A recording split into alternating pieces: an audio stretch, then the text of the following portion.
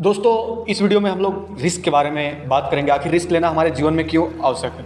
दोस्तों आपने बहुत बार अनेक लोगों से तो ये सुना ही होगा कि ज़िंदगी में जोखिम लेना अत्यंत आवश्यक होता है, परंतु सबसे पहले यह जानना भी अत्यंत आवश्यक है कि जोखिम और पागलपन में कुछ अंतर अवश्य होता है। किसी द्वारा कोई बातें कहे जाने पर तुरंत उत्तेजित होकर या क्रोध में या किसी को प्रतिशोध लेने के लिए कुछ करने या वचन ले लेना जोखिम नहीं बल्कि पागलपन होता है। जब कोई व्यक्ति अपने ऊपर विश्वास करके एक पूर्ण योजना के साथ सजगता से कुछ ऐसा करने का निर्णय लेता है तो वह उस योजना में सफल हो जाए, तो वो वहाँ आज खड़ा है तब शायद वहाँ से बहुत ऊपर स्तर पर खड़ा हो। जोखिम लेने से प्राप्त सफलता से तात्पर्य केवल आर्थिक उन्नति से ही नहीं, इससे आर्थिक, मानसिक, सामाजिक प्रकार के भी स्तर में परिवर्तन होता है। यहाँ आपको समझना होगा कि जोखिम लेने के लिए प्रेरणा, हौसला, सजगता, समझदारी अत्यंत आवश्यक है।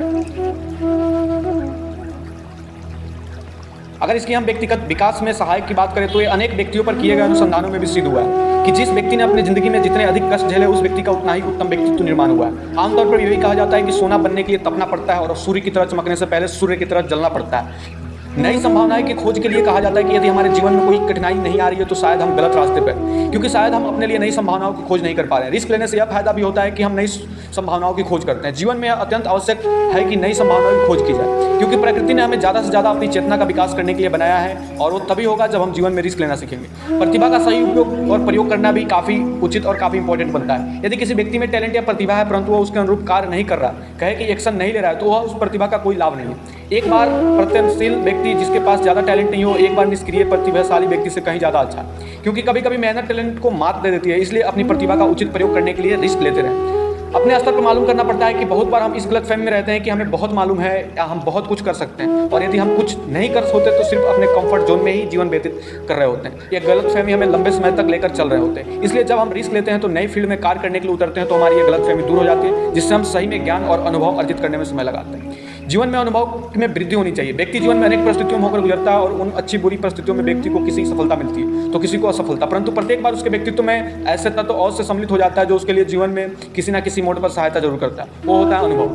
प्रत्येक परिस्थिति में जो भी अनुभव हमें मिलते हैं वो हमारे चेतन व अचेतन मस्तिष्क में अवश्य संचित हो जाते हैं। जब कोई दोबारा ऐसी स्थिति में आता है जिससे हम पहले गुजर चुके हैं तो हमारा मस्तिष्क हमें पुराने अनुभवों से मार्गदर्शन या सलाह प्रदान करने लगता है, जिससे हम पहले से भी बेहतर तरीके से उस परिस्थिति से निकल पाते हैं। स्वामी विवेकानंद जी ने भी कहा था कि जीवन में प्रयास अवश्य करनी चाहिए। सफल हुए तो नेतृत्व करोगे, अगर असफल हुए तो मार्गदर्शन करोगे। इस प्रकार जोखिम लेने या कुछ नया करने का, जीवन में कुछ अलग करके आगे बढ़ने से सफलता प्राप्त होगी या असफलता प्राप्त होगी। परंतु जो व्यक्ति कुछ नहीं करते उन्हें कुछ प्राप्त नहीं होता, परंतु इन दोनों स्थितियों में एक उपफल अवश्य ही प्राप्त होता है जो है अनुभव।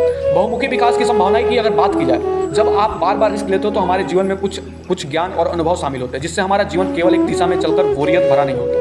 जब हम बार बार प्रयास करते हैं तो यह होता है कि हमारे जीवन में हम जो ज्ञान या अनुभव प्राप्त करते हैं उससे हमारी बहुमुखी विकास होता है। वर्तमान स्थितियों में परिवर्तन करने में काफ़ी सहायक होती है यदि हम रिस्क लेते हैं। इस प्रकार जीवन में कुछ नया करने, भागने या जीवन में जोखिम न लेने वाले अपनी परिस्थिति में परिवर्तन तो कर ही नहीं पाते और साथ ही जीवन के एक नए अनुभव से भी वंचित रह जाते हैं। इस प्रकार जीवन में जोखिम न लेने वाले इंसान शायद जोखिम ही ले रहे होते हैं, क्योंकि वो ना तो अपने सामर्थ्य को सही से पहचान पाते और ना ही अपनी सीमाओं को समझ पाते।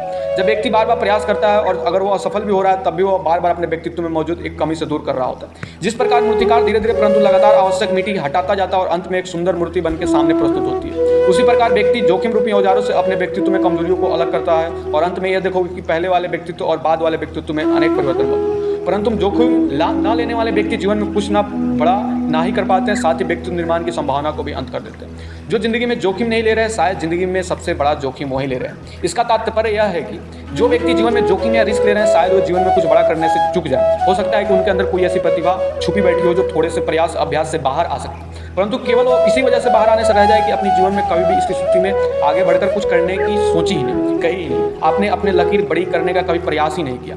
Benefits of taking risk is very essential in our life, so we have to take risk in our life.